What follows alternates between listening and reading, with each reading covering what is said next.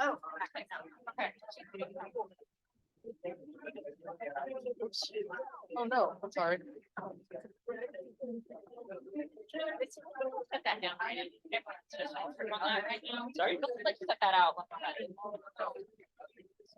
We don't need to put that out right now. No one can see this.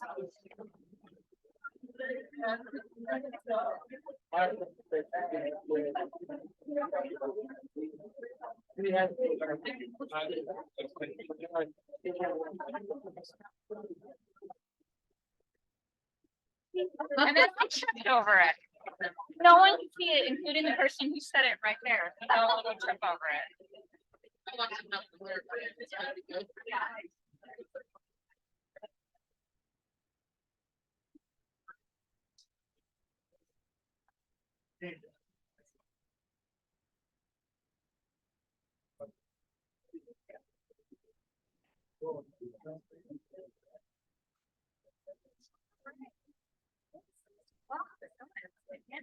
Oh, wait, sorry. I put these over here so people wouldn't trip over them, and then I tripped over them.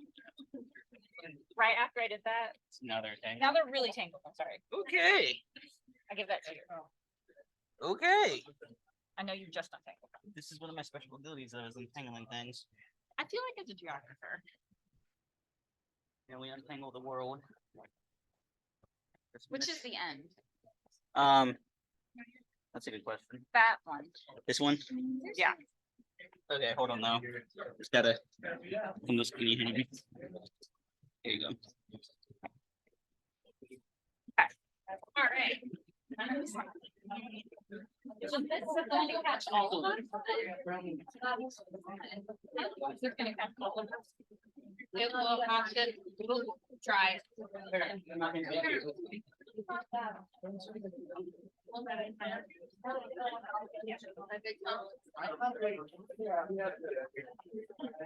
All right.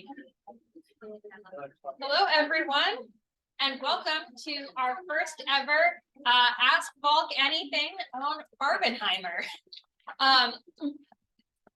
For those of you who don't know me, my name is Dr. Naramore. I'm one of the history professors in the department, and contrary to the outfit, I'm probably mostly going to be answering your Oppenheimer questions. But I just want to thank you all for being here for our first ever AVA. Some of you might be familiar with our previous series on campus, Occupy Valk, where we tended to have do more with faculty talking about current events topics or issues that are of interest to are current interest to students, but usually more in kind of a lecture format. So we prepare, give a topic, and share it with you. We're shaking things up a little bit. So in addition to moving to the wonderfully newly renovated 117, we're also shifting this so it's more about having panels of experts answering your questions about these topics. So some of you have sent questions in, and we'll get started with those. But then we really want to take questions from the audience, make this more of a conversation and a useful resource for all of you here. So thank you for being here. It really doesn't work without all of you. I'm going to give a little bit of background on where this all came from, a little bit about where today's theme came from, and then I will ask my fellow panelists to briefly introduce themselves, and we'll get started. So as I mentioned, there used to be, we used to refer to this as, this is a successor to Occupy Valk, which started in 2020 by historians in the department as a way of addressing current events and how they related to our disciplines, especially the Black Lives Matter protests of the summer of 2020, as well as the COVID-19 pandemic, which is supposedly over.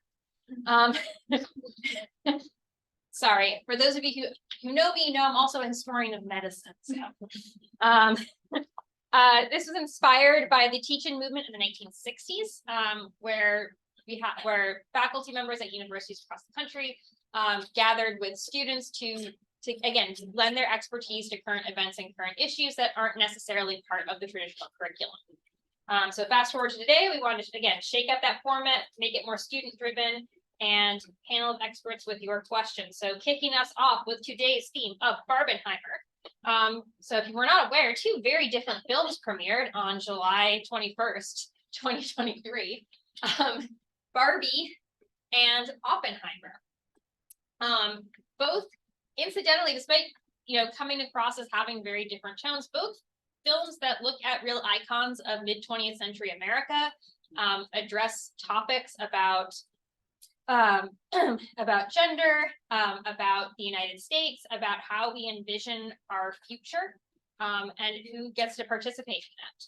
So early in that promotion cycle of the films, it really seemed that the media wanted to pit these two films against each other, implying that one movie was serious and the other frivolous, or that there couldn't possibly be any audience overlap. Like the audience for Barbie couldn't possibly be interested in Oppenheimer and vice versa. And I think part of rejection to that, we saw this like growth of Barbenheimer memes. And that started to blanket social media and indicating an interest in almost joy in mashing up the different aesthetics.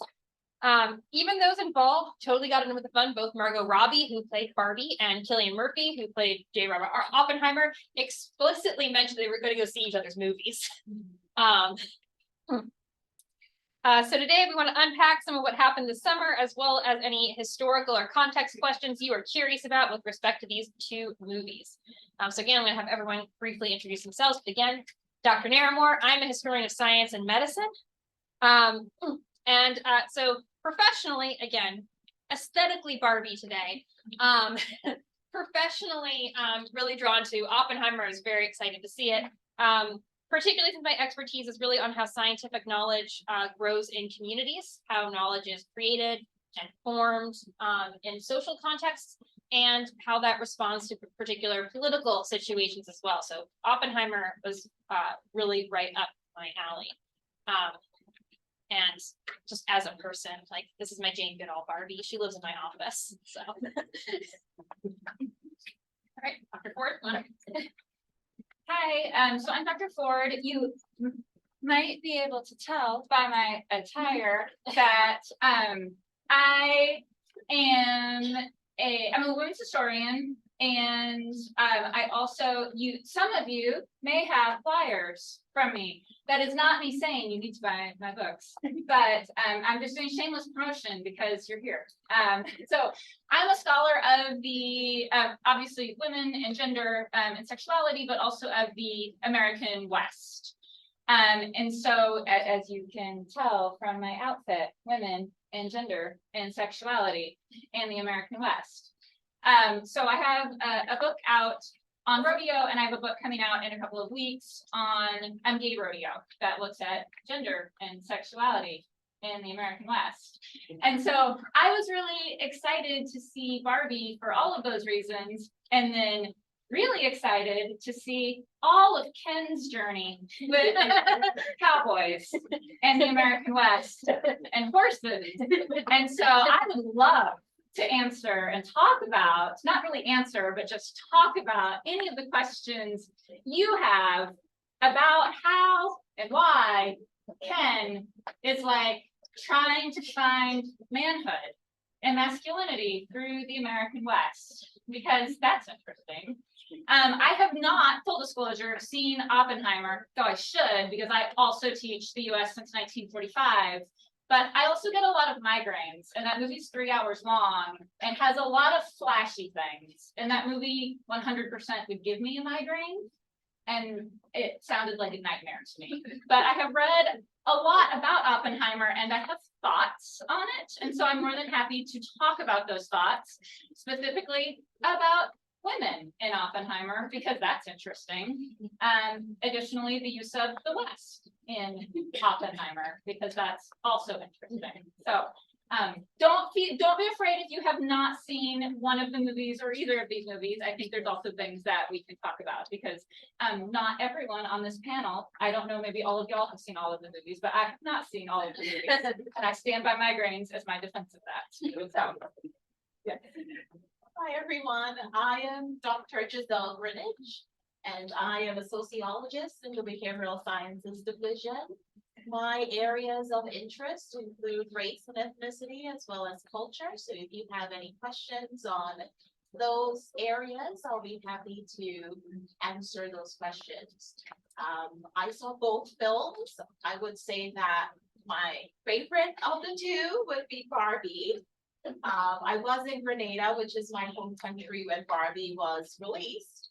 And I was one of those individuals running to the theater, waiting in a long line to see the film. So if you have questions on that particular film, I'll be happy to answer those. I was also interested in the film when I heard of Nicki Minaj doing the soundtrack for the film. I'm a huge Nicki Minaj fan. So part of the Barbs community. So that was also of interest to me. My name is Matt Johnson. I teach mostly American history, but I also teach comparative religion. My areas of interest are Cold War, civil defense, film, and the use of Bhagavad Gita by Barbenheimer is something I like to talk about. All right. Thank you, everyone. So I'll get us started with one of the questions, two of the questions that came in through our Google Forms. We're going to start with one that asks about both films, and then we might rotate. So I'll pick a written question, then we'll go to the audience and flip. So two questions. One is just, I think, kind of fun, and the other maybe you think a little bit more about. So how are themes of consumerism and prosperity connected in these films? So looking at both films and issues of consumerism and prosperity, which I thought was a really interesting question. Followed up by which of these, like Barbie or the bomb, do you think is more of a symbol or a signal of that? Other one, just I'm going to loop in because I think it's kind of fun. In what ways is Ryan Gosling's Ken literally you? So if anybody is really vibing with Ken this evening.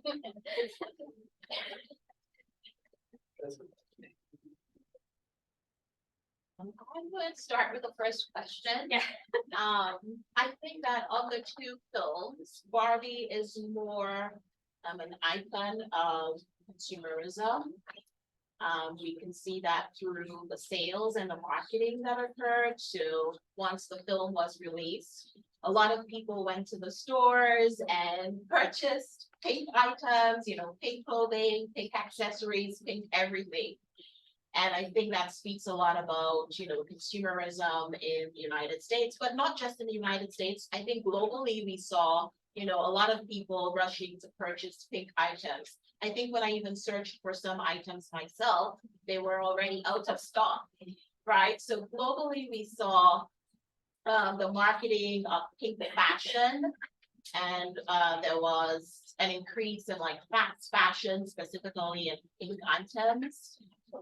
Things were flying off the shelf. But I also think an interesting concept that came to mind as I was thinking about this question is conspicuous consumption, right, from Vivlin. And I think there were also a few publications that spoke to this conspicuous consumption and sort of introducing children at a very early age about conspicuous consumption, dressing lavishly and dressing in a particular way, to sort of like sell an image, communicate something about yourself and about class. If you look at the way Barbie dresses, she dresses in like this high-end fashion, I would say, based on what I've seen. And I think that speaks to conspicuous consumption, like trying to show the masses or the public that you can afford to dress a particular way or look a particular way, consume a set of products to communicate something about, class or even prestige. But I think tied into that, while there was that consumer, the film sparked like consumerism among like us as consumers. there wasn't and like, while the film raised a lot of issues about like feminism, right? Like it had a lot of issues tied into that I think especially, and I think then there were for women who saw the film, it raised a lot of things, and then it raised a lot of issues in society, right? Like there were a lot of like pieces that came out with how like men and women reacted differently to the film. And so like those were all pieces that came out of it. There were not conversations in the film raised about the consumerist parts of Barbie, right? Or about the class parts of Barbie. Because I don't know like how many of y'all had Barbies growing up, but like, so how many of y'all had Barbies? Okay. How many of you had pieces like beyond the doll? Like, did you have the car? How many? Okay. How many had the Barbie? How many had the car? How many had the house? So like, you see how each step is like fewer and fewer hands, right? Why is it fewer and fewer hands? Because it's expensive, right? It's really, really expensive. Like, how much is the Barbie house? I mean, who knows? Like, you don't know. Just bought that for you. I mean, this is things you usually bought for you when you're like 6, so you don't know. You don't know. Yeah, and even your parents that bought it for you, right? It was your grandparents that bought it for you. Okay, or it was no one who bought it for you because those things were crazy expensive. Was it? I don't even know. Do they still have the shower that works? Like when I was growing up, the cool thing was like the shower that worked, that had the water that came out of it. Like, woo. And so, but like those things are really, really expensive. And that idea of class and consumer stuff was never raised in either the real world, which is particularly interesting, or in Barbie Land. And so, and it actually has not been raised in any of the readings that I've read about it. Maybe it is in some of the stuff that you've read in that kind of sociological world, but I don't know. Yeah, no, I mean, on Barbie, I think there is this idea about Barbie as an aspirational figure as well, and sort of Barbie as the role model, and the thing that the children playing with Barbie are sort of encouraged to aspire to, right, is that it is to be Barbies, and that includes Barbie has a dream house, Barbie has a car, Barbie has cute clothes, Barbie has whatever career Barbie wants, which is great, but it also has it is a particular view of what success is, and a lot of it has to do with stuff. On Oppenheimer, I think it's not as straightforward, but I do think that there are some interesting tantalizing pieces in the film that address, I mean, going slightly off, like tangential to consumerism and prosperity. I did think a lot about labor in Oppenheimer and how it's both addressed and not addressed. So certainly we have the communism plotline. So spoiler alert, J. Robert Oppenheimer lost his security clearance in the 1950s during the Red Scare, in part by sort of exaggerating his connections with the Communist Party and people he was involved, he knew who had been members of the Communist Party, including his wife, including his mistress, Jean Tatlock, and including his little brother, who was also a physicist and engineer. So we see a lot of communism, but it is this kind of like intellectual, like academic communism. So we have this idea about labor rights, about the distribution of resources, about potentially anti-consumerism, but with characters who are all pretty affluent, who have their material needs pretty well taken care of. Like Oppenheimer, like it's not really a question that like Oppenheimer had a ranch in New Mexico when he lived in California and grew up in New York. Or that when he sneaks out to see Dr. Jean Tatlock and they meet up at a really nice hotel. Right, so there is this sort of comfort of affluence that's not talked about but is very present, which is very different from other aspects of the Manhattan Project, where you do see where we see a lot less of this. You know, the majority of the uranium mined in the United States to produce atomic weapons was mined on the Navajo reservation by members of the Navajo Nation without as is becoming very clear now, without real knowledge of the risks or the appropriate protective equipment to do so. A lot of the manufacturing is more sort of closer to more typical sort of labor issues and people who definitely aren't enjoying that affluence and prosperity, not necessarily associated with the bomb, but certainly associated with the early Cold War period, if we're looking at this slice of sort of white middle class consumer culture. I mean, in terms of the consumerism, when I was watching Barbie, what I saw was someone becoming enlightened. It reminded me of the journey of Siddhartha Gautama and growing up in the palace in the perfect world. And eventually he sees visions of things not being so perfect, and that's where he opens up. And I saw Barbie in that same kind of having that same sort of existential crisis and rejecting this side of consumerism that she had explored fully, rejecting it and going the other direction. Right, any questions from the audience or things you'd like to hear us chat about?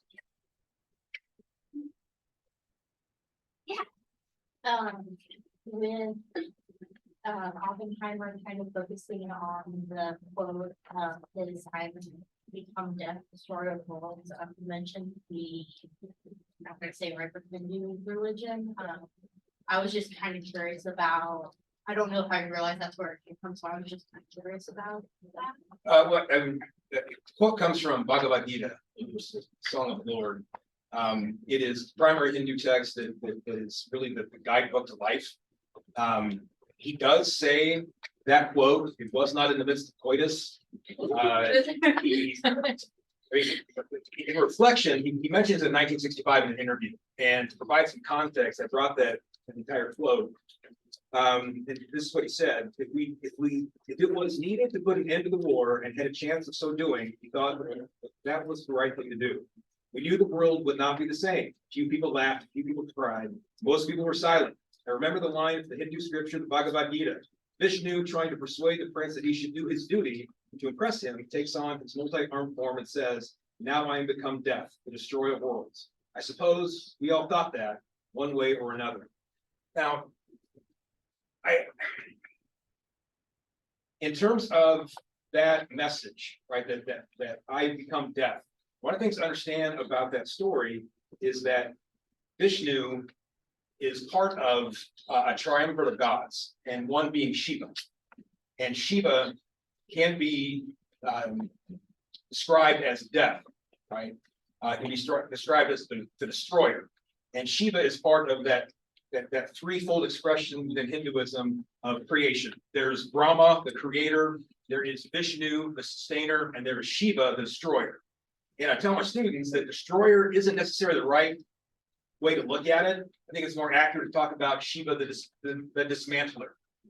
And that creation is dismantled so that there can be another creation. And when I think about that element of Shiva and that destruction with the new rebirth of that atomic age, it kind of stuck in my mind.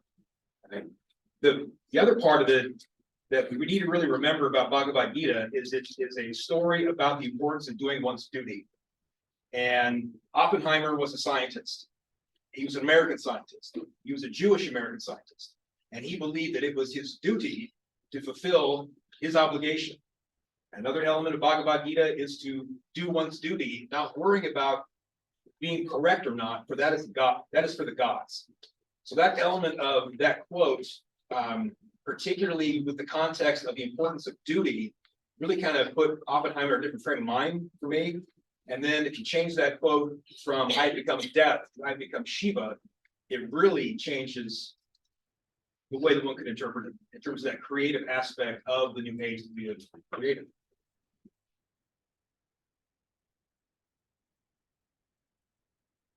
I have a follow-up question to that. Do you think Oppenheimer understood it in that whole context, or was he just an intellectually curious person who threw out a random quote? No, I don't think he just threw out a random quote.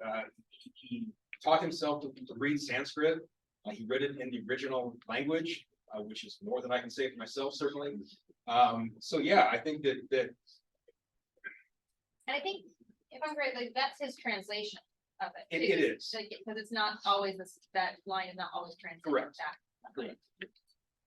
But I think that Oppenheimer was a very stoic figure, and if you look at the story of Bhagavad Gita, it is a story of a warrior asking about his duty because he knows that people are going to die, and he's struggling with that. So I think that his reflection on that, given the context of feeling the creative thing that he has unleashed, he really felt it. All right, so, done some Oppenheimer, let's go, let's do some Barbie again. So, actually, I want to pull one of your questions. Because most of mine that I have here are Oppenheimer. So how are girls and girlhood discussed in the film? What about boys and boyhood? Are they discussed equally? Note, this is not asking about womanhood or manhood, which I think is really cool disclaimer there. No, seriously, we talk, I mean, age and gender are important. Yeah. Yeah. Well, and I guess my question too, this is a question I asked my class, is how many, like, how many of y'all have seen the movies? Have y'all seen, who's seen Barbie? Who's seen Oppenheimer? Okay, so do y'all want to talk about some of the questions too? Or do you just want us to talk about the questions? What do y'all think? Like, do you, like, how did y'all see girlhood discussed in the Barbie film? For those of y'all who saw Barbie. If anyone feels like they want to jump in. Or if you didn't see Barbie, what do you think it's saying based on all of the hype around it? And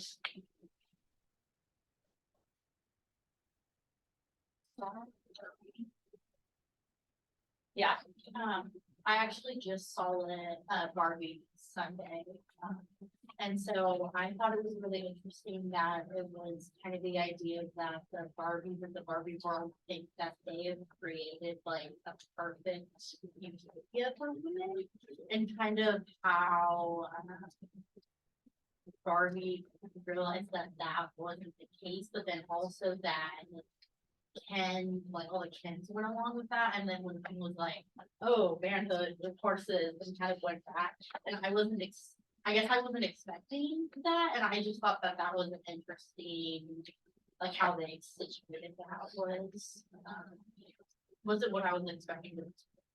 And I think for me, I really loved how the Barbie movie started. Where you had just like this kind of absolute ridiculousness of like what was the music that it was the 2001. yeah, the 2001 like Space Odyssey or whatever. Yeah.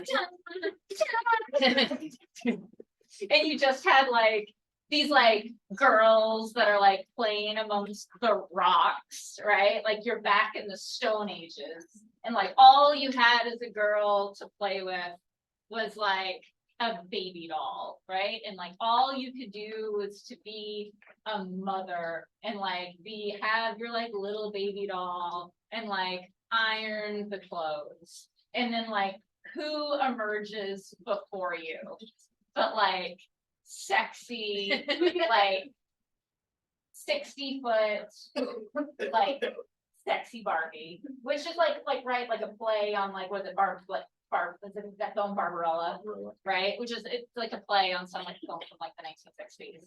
Like Barbarella, like in the bikini, and these girls are just like kicking over like their stuff, and they're like, I mean, that is Barbie's outfit in 1959. You got her in that the original outfit, in the original outfit, just bathing yeah, suit. and they're like, whoa, right? Not only could I play with this, but isn't it more than that, right?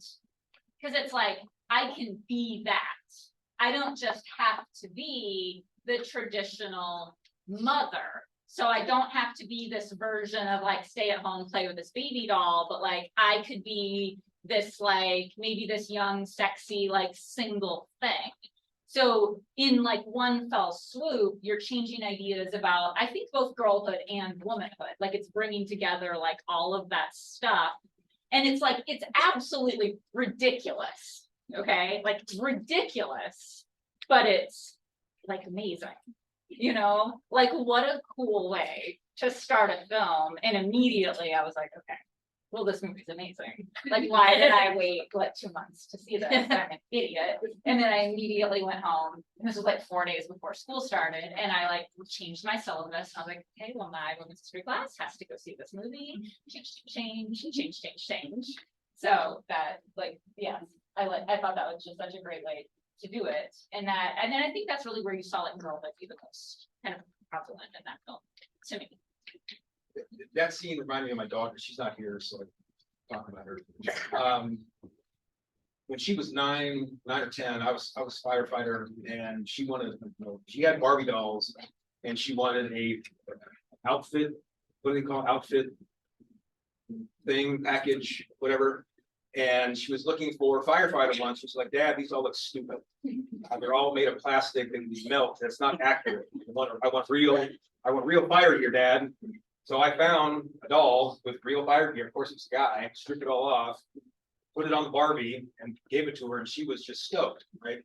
So for me, that image of smashing the old dolls. Well, my daughter got her a Barbie, right? What those other girls would want, but immediately, that's not the right outfit, right? I want to put on my own outfit. And that's one of the things that image reminded me of even I had. Well, I say this also as someone who hated Barbie dolls. Like, I had them and I thought they were so boring. And I think that's partly why I was resistant to the film. And I really liked it and I liked the message, but I did not like Barbie dolls. I didn't like playing with them. I thought they were very boring. But I also thought that was like a very cool way to start the film because and I tried to remember, like, at the time, there was something very revolutionary about that doll. So to me, I did not find it revolutionary. I did not find it interesting. But for that time, it was. This is my Barbie, like, now. I was not full disclosure, I was not a Barbie kid either. Barbie was something that I was allowed to have because Barbie was a little bit cheaper than what I actually wanted, which is American Girl doll. Once I got Molly. Who didn't want Molly as a historian? I know, right? Other historian moments was when I took my sister's Barbies and I decided to play that the good thing with Barbie was that their heads pop off really easily. So I did play French Revolution with my sister's Barbie. She was not happy. Made her look cardboard guillotine. It's fun. And see, as I tell my survey students, I tried to play Civil War Battlefield Hospital with my Barbie dolls. So you can do historians. What are you gonna do with us? We're gonna end up with weird Barbie. Yeah.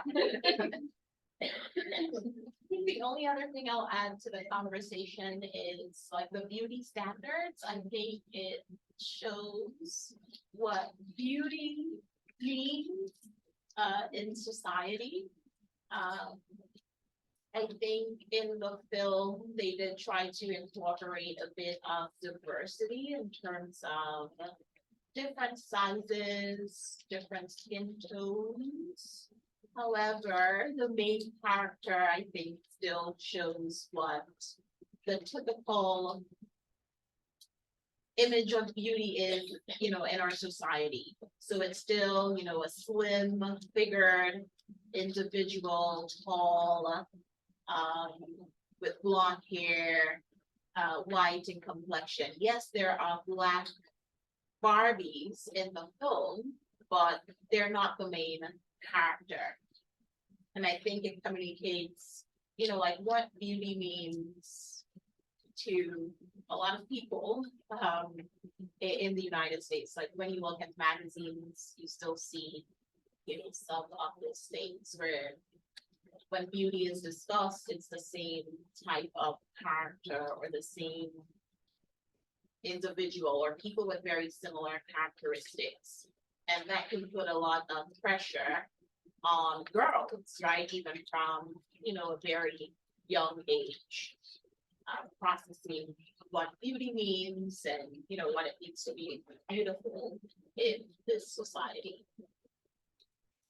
So I was wondering, like, they were all named Barbie, and very much it was stupid movie.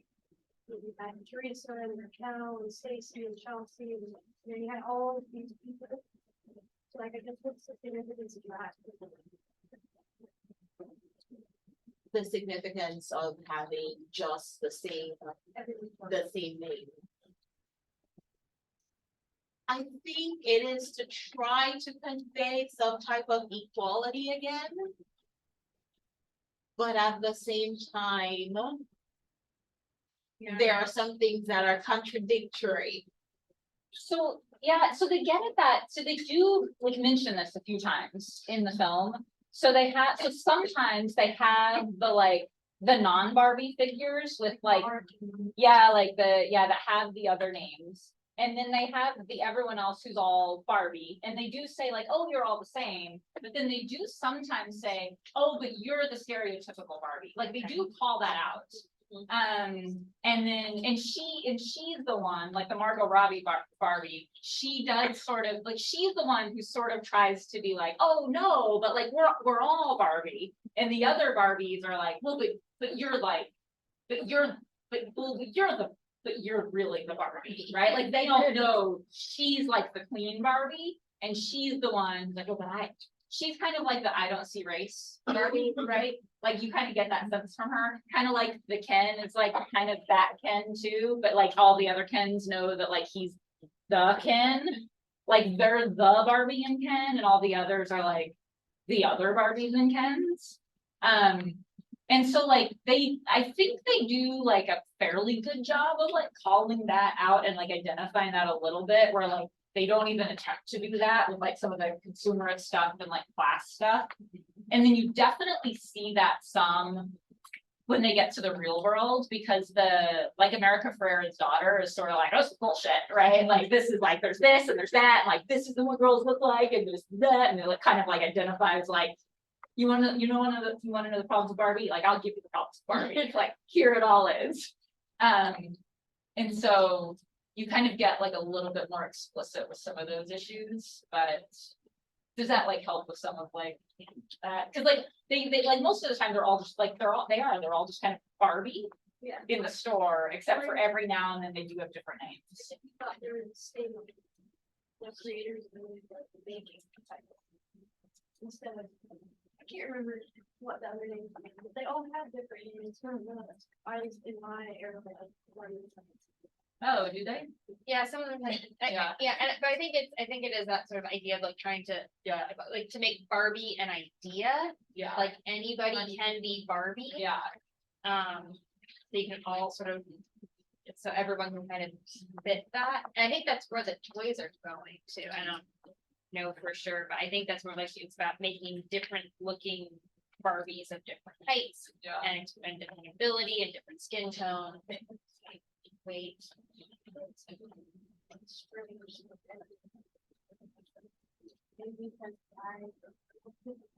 Yeah, I mean, I think it is that idea of like Barbie as like the ideal, the aspiration, trying to make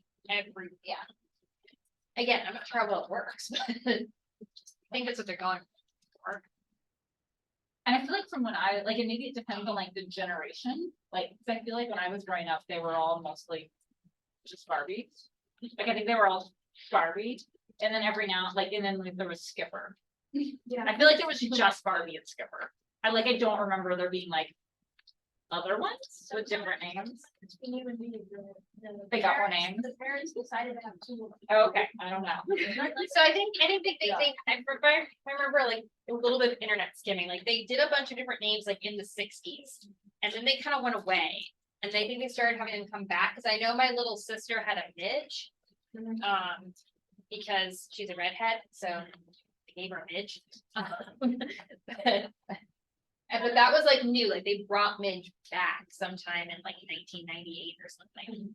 I think there's values that you know are not.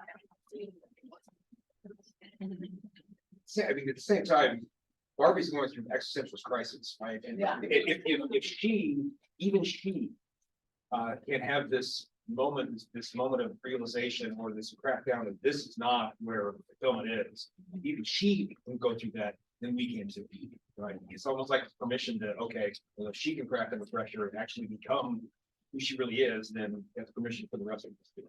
Well, and kind of ironically, stereotypical Barbie is the only one who is the most real in that sense, because she doesn't have a role. Like President Barbie is not going to have an existential crisis. She's the president. You know, Jane Goodall Barbie is not going to have an existential crisis. She knows who she is. It's been assigned. But stereotypical Barbie, just like all of us, we're not assigned a purpose. Or at least, if you ascribe to an existentialist philosophy, none of us are assigned like a purpose in life. We have to figure out what that is on our own and go through that crisis.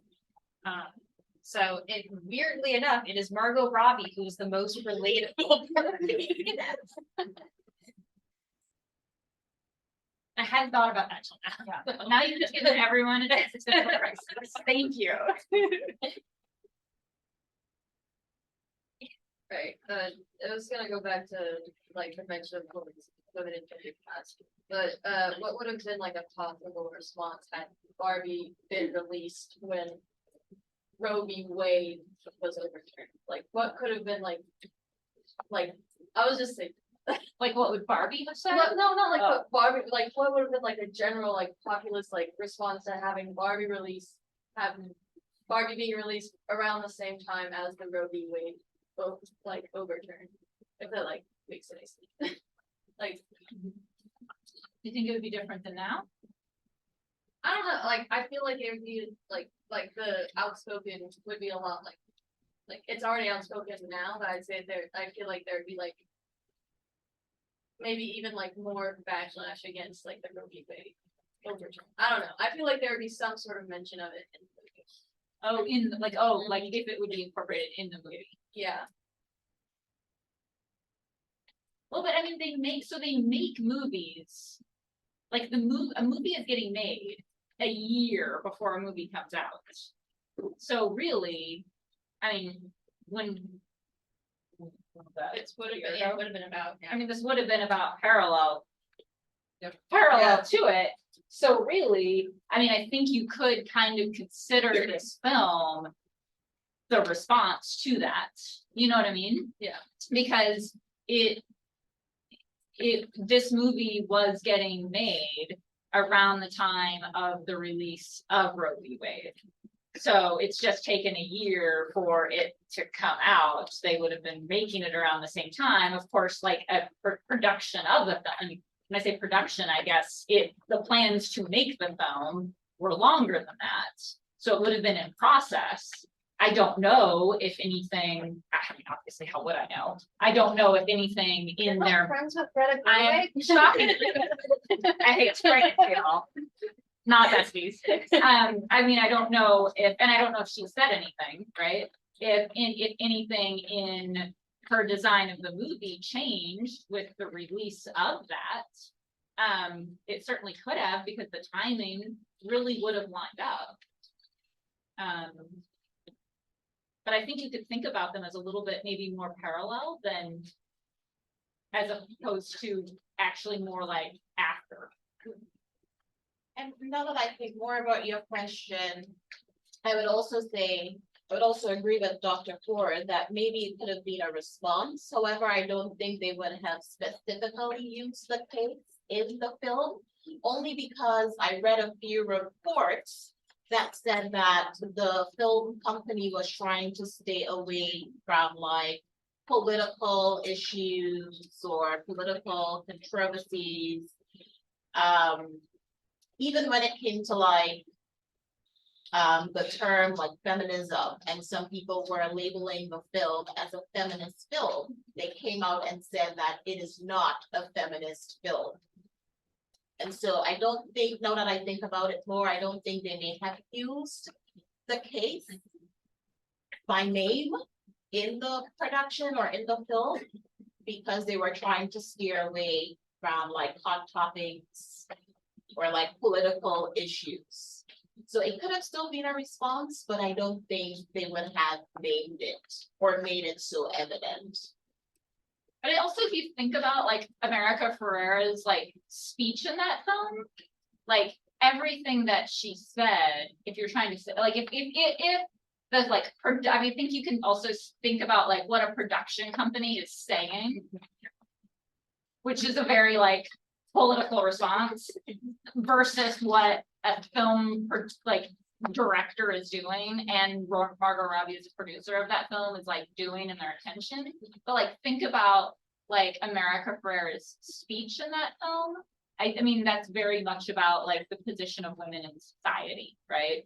which is very much about the position of women in today's society. So I think that kind of says enough on itself. All right, oh, yeah, question. With Ken and Alan. So we saw like Ken kind of adopt those, masculine stereotypes, and then Alan not necessarily fitting with all of those and kind of sticking towards the feminine side. So how would you say like coming out of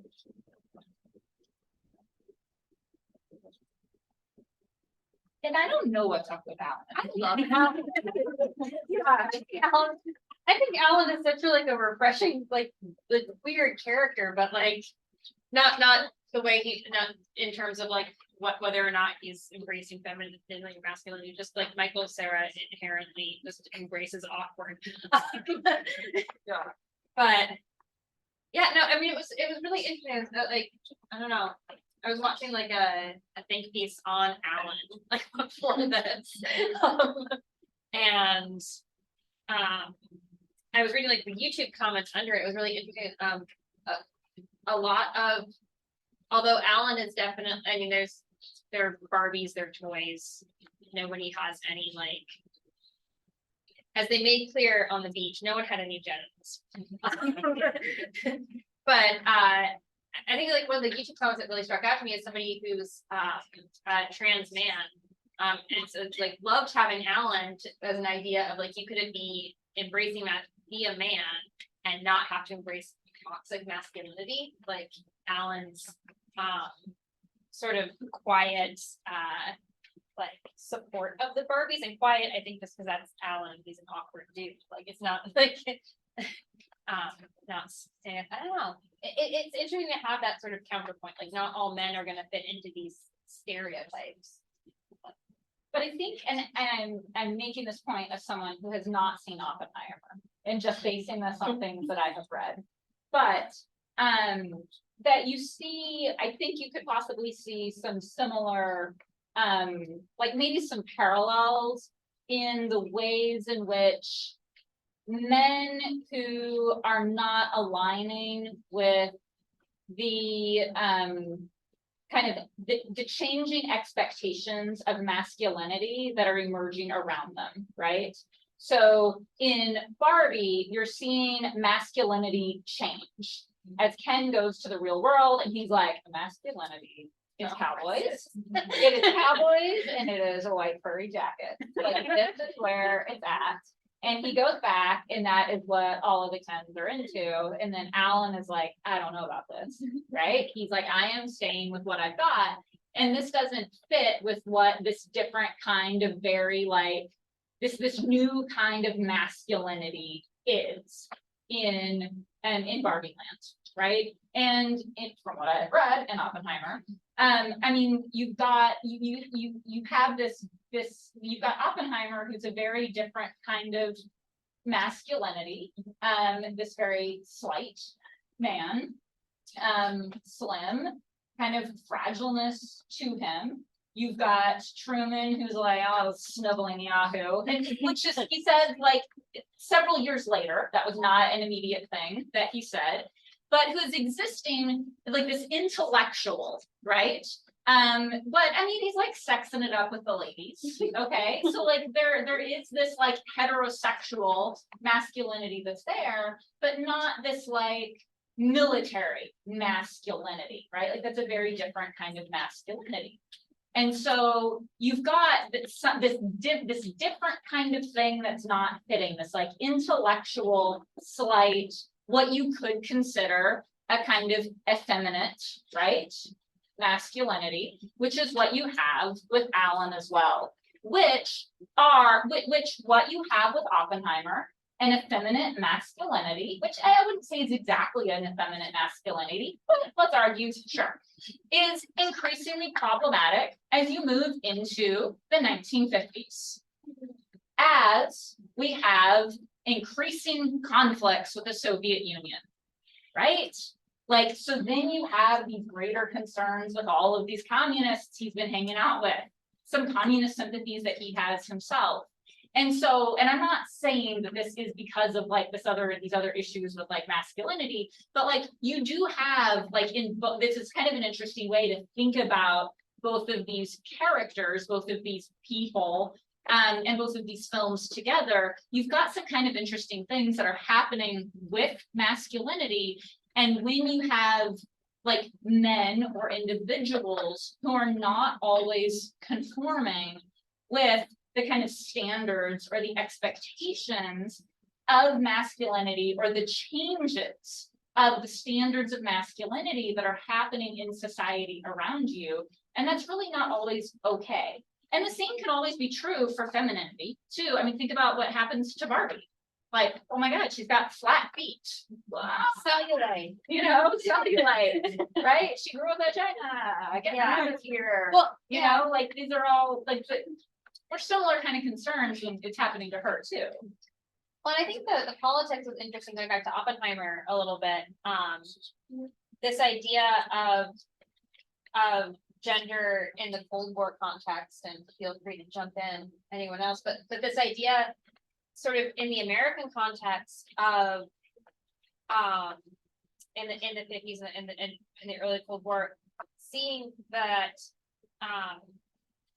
gender roles and gender identities have to be very polarized, that it's a military hyper masculinity that's idealized for a very like tradition, like very femininity, to kind of counter what was seen as what was getting pitched as a like godless androgyny of the Soviet Union. Particularly, I think this gives us an interesting look on the masculine side. I think we're used to talking about this with femininity. Like Soviet women had different kinds of opportunities and different challenges, and arguably we're dealing with the whole like you have to be everything slightly earlier than American women. The idea that you go to university, that you have a job, you do all this work, but you are still expected to do 100% of the housework and child rearing when you're back at home. So it's this sort of like can't have it all moment, but there is this like fear that like American women aren't supposed to be doing the things that like Soviet women are doing. That Soviet women are stereotyped as masculine, and that getting involved in politics is problematic. And we don't see the women in Oppenheimer as much this way in the film. And one of sort of the critiques about it, and someone asked us a question about the families and the wives at Los Alamos, and if this is accurate, and the answer is yes and no. Like, there were families at Los Alamos. The birth rate was really high. There were like 200 babies a year or something at Los Alamos.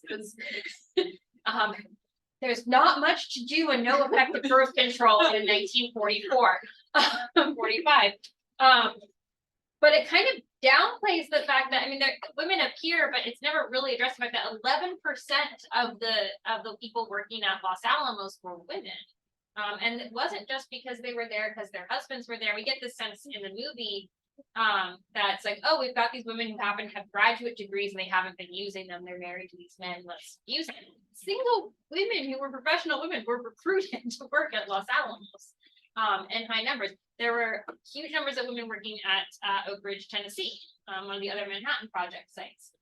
And we kind of start to, we don't see these figures, especially well in film, arguably, which is interesting. They don't, and these are women who are going to potentially, struggle in the post-war world when you're expected to give up your job and adopt a very narrow form of femininity that goes back to only playing with baby dolls.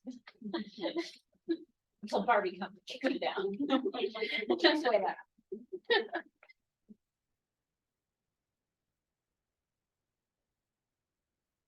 I have a question about the accessibility of science in Oppenheimer and how you guys found like the scientific information in Oppenheimer, and if you found it understandable or if it was not very accessible to non-nuclear physicists. I'm gonna throw this one back out to everybody else quick. Who here, raise your hand if you're a nuclear physicist in the room.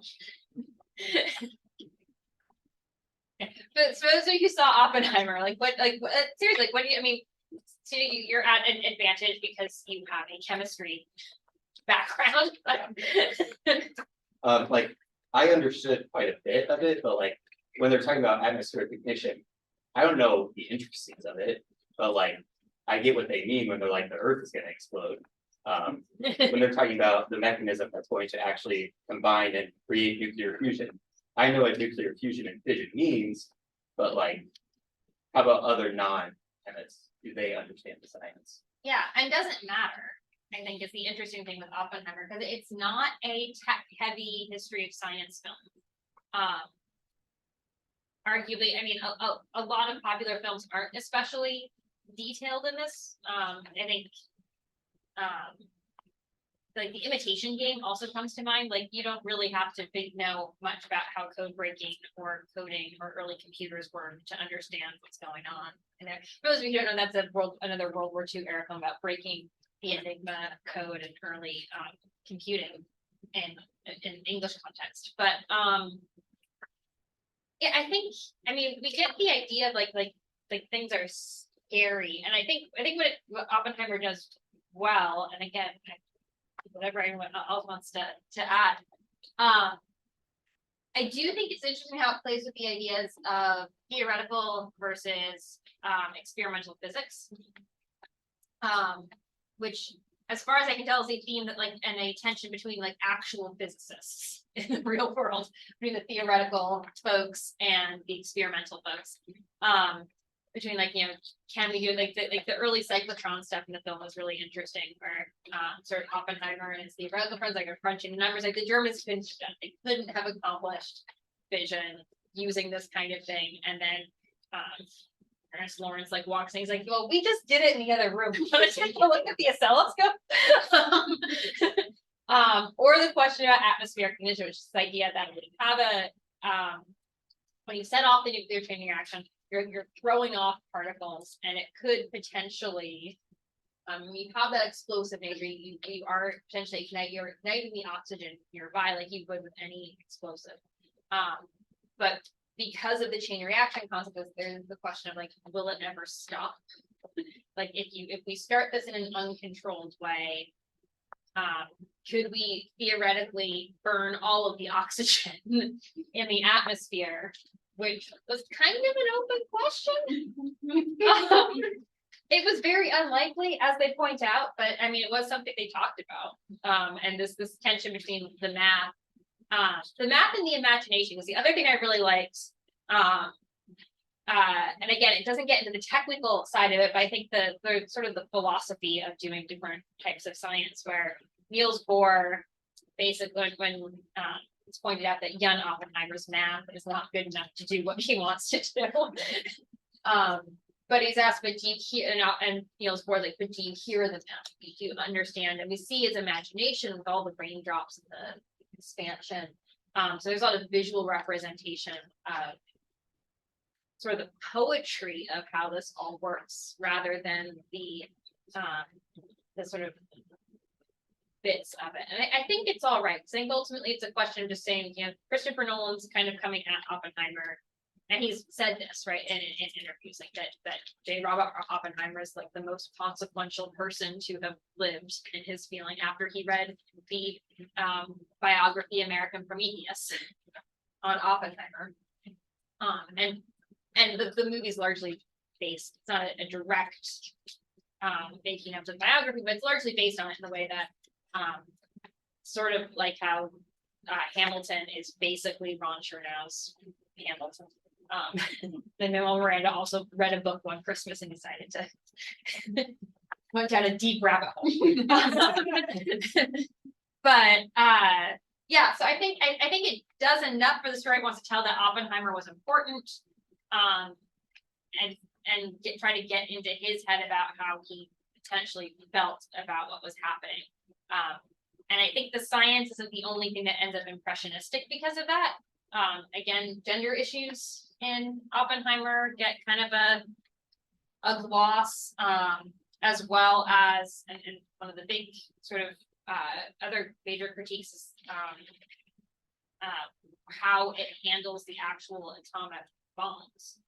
We don't see Hiroshima and Nagasaki. We don't see any Japanese discussion or experience of being bombed, or the aftermath of it. And, again, I think this is generously, I think it's because Nolan is taking a very narrow view, and it's what Christopher Nolan does. His films I was talking wrong. Nolan in general likes to take very sort of narrow biographical slices, but it needs to blind spots. Sorry, I went way too long, but like, anyone else? I did, in case anyone's curious, bring up the periodic table of the elements.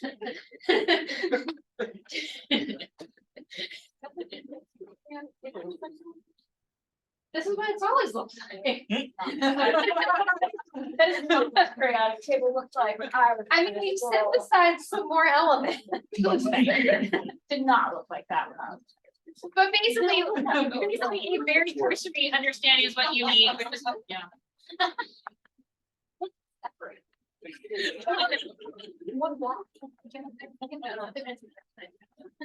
Yeah, they get like pulled down here because they have more outer valence electrons. All of the bottom ones, all of these are radioactive. That's what you need to know. And most of them have been synthesized in labs. Not. There's your uranium and plutonium, so those are our nuclear weapons and nuclear energy. There's radium, which is where we get the idea of radioactivity. And then I just highlighted iodine as a note that although everything sort of really low on the periodic table is very heavy and unstable, and all of these are radioactive, you can also have radioactive isotopes of otherwise non-radioactive elements, like iodine, which is often used. There's a lot of healthcare uses for iodine, radioactive iodine. But most iodine is and you need some of it and you're dying.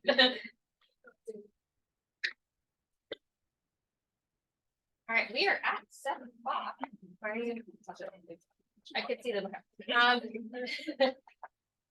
We've answered a bunch of the questions. Does anyone have any last minute thoughts or anything you wanna like us to discuss? Like, I guess like, because I didn't watch Oppenheimer, I guess like I took Eastern World before it has been tragically taken away from us. I guess like what would be like from an Eastern World like perspective, like how did like Oppenheimer come out, especially for Japan? Like how could it like what could be like a response to Oppenheimer from Japan? How does it seem? Well, I mean, the response of Japan to Barbenheimer has been images of the Twin Towers with pink puffs and smoke. Yeah. Or Barbie hanging out with Osama bin Laden. So the idea of Oppenheimer being well received in Japan is not very high. Yeah. Yeah. And then unfortunately, like, Americans, because we're weird, we're kind of fine with the like, Americans re-sharing those movies and be like, oh, this is kind of fun. Like, that wasn't the point they were trying to get at. Yeah. No, and again, the critiques about not, I mean, we see basically after the bomb is dropped in the film, it's sort of like Oppenheimer imagining, and there's sort of audio, but he's imagining what it would be like to experience the bombing. But it's entirely framed as what being involved in this process is doing to J. Robert Oppenheimer, rather than what is this doing to the people of Japan. So. All right, well, we can sit up here for another minute or two if you'd like to have any questions. I will just do a quick plug as well as a reminder. On other Thursdays, there is History Club at this time. If anybody is interested, we're gonna go right across the hall for a quick after meeting. Yeah, so if anyone's interested in History Club, go that direction. Yeah.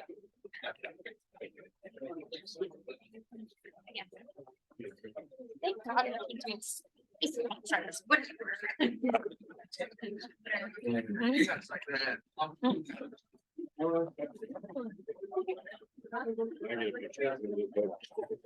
Sure. Just for extra credit or just because you found a Barbie?